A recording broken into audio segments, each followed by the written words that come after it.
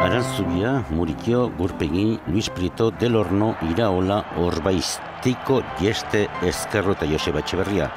Hamaikako historikoa, 2 hilabete lehenago Liejako estandarri gol sorta ederra egin ziona.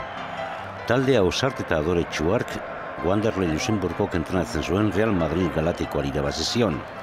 Egun hartan Real Madridek zeharka begiratzen zion txapeldunen ligari eta Atletikek zaplasteko galanta eman zion.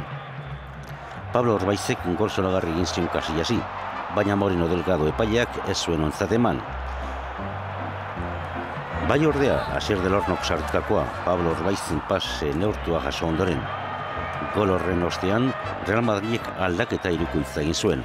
Zidane, Ronaldo eta Raúl atera ziren Owen Figo eta Raúl Bravoren ordez.